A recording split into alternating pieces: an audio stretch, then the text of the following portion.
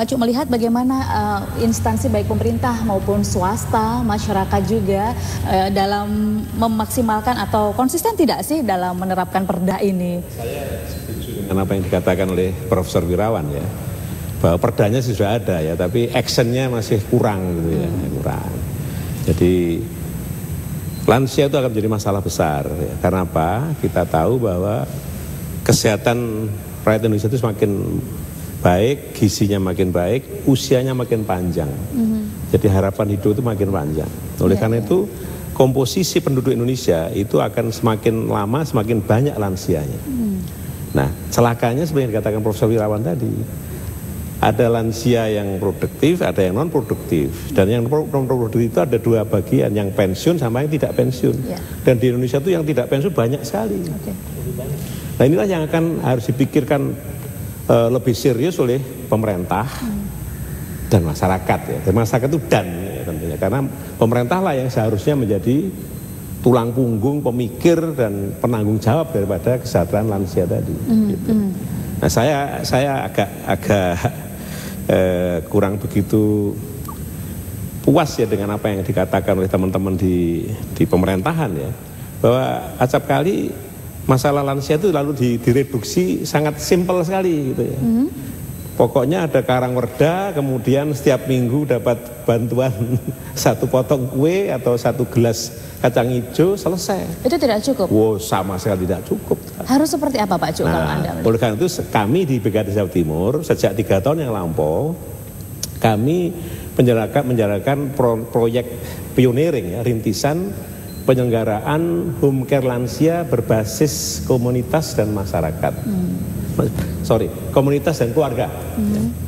Dan yang kami open ini adalah lansia duafa, Mbak. Jadi tadi yang non produktif dan non pensiun.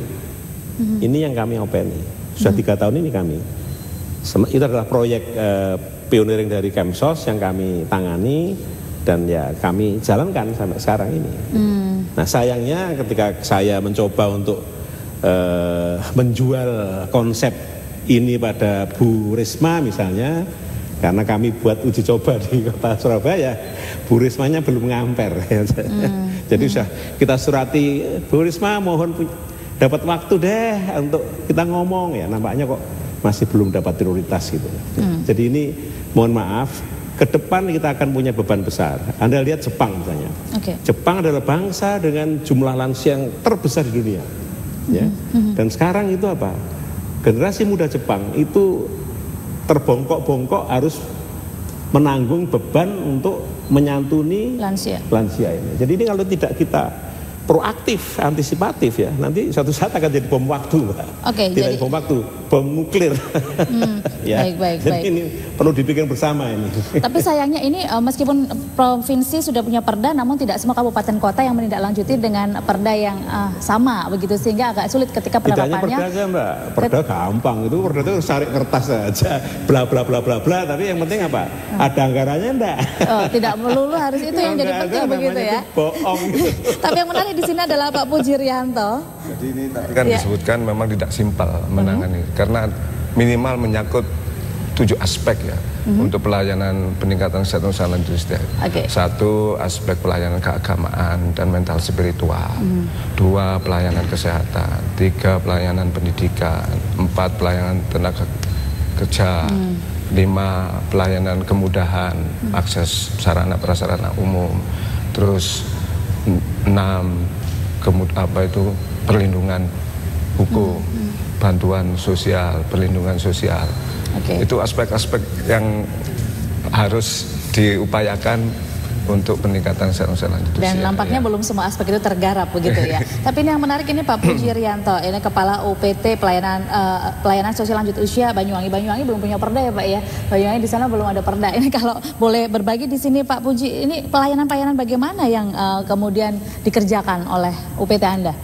Kebetulan saya ini Kepala UPT di bawah UPT-nya Dinas Sosial Provinsi Jawa Timur. Jadi sesuai dengan Pergub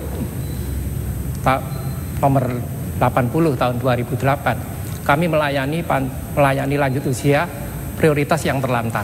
Prioritasnya yang terlantar? Ya, yang terlantar atau yang ditelantarkan.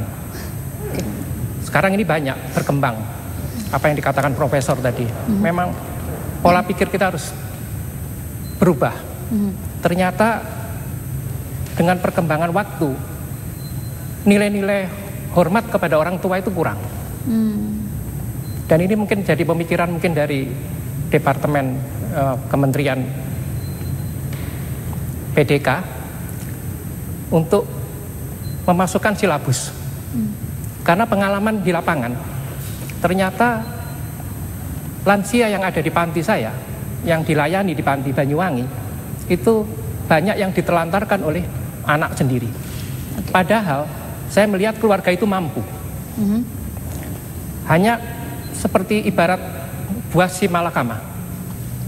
Saya ingin menolong, tetapi mampu. Tetapi kalau tidak saya tolong, terjadi benturan di keluarga itu. Ini ada kasus masalahnya. Ada keluarga yang mampu, kemudian mempunyai orang tua yang memang sudah tidak bisa apa-apa, orang bilang ngebrok. Kemudian mungkin mengganggu di rumah tangga itu. Nah, kebetulan orang tua ini orang tuanya bapak.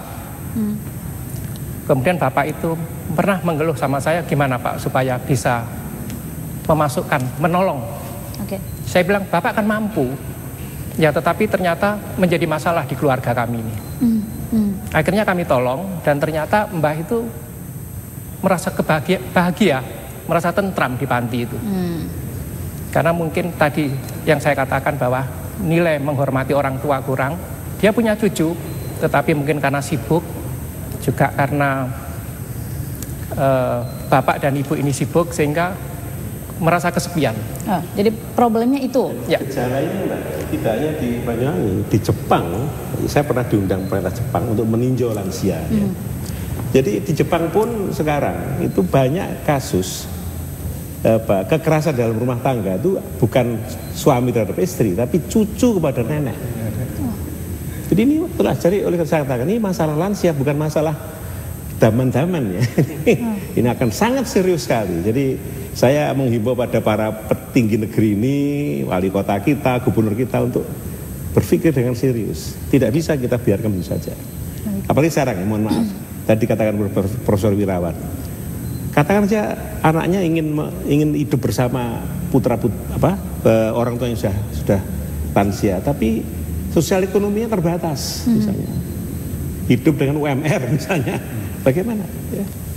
Inilah yang masalah yang lebih besar daripada bangsa yang lebih maju yang sekarang sudah menghadapi masalah. Tadi Pak Cuk mengatakan bahwa harus antisipatif, betul begitu ya, dan juga tadi mengatakan Pak Jumadi bahwa ada 7 aspek yang harus digarap semuanya begitu. Nanti yang mana yang paling krusial dan bagaimana bentuk antisipatifnya dan kebijakan-kebijakan keputusan yang bagaimana nanti yang harus dirubah pola pikirnya begitu. Kami akan segera kembali lagi melibatkan Anda pemirsa 031-829-2111 atau 829-4111. Kami segera kembali usai pariwara.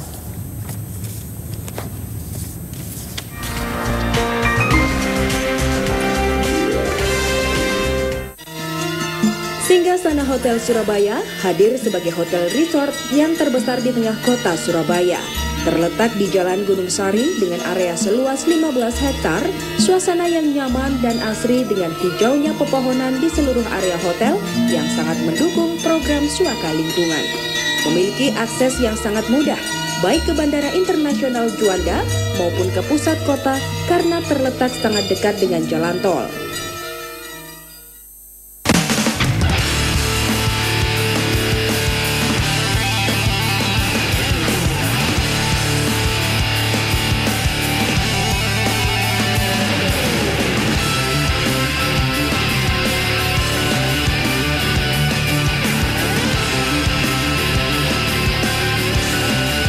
Moto-J hanya di JTV.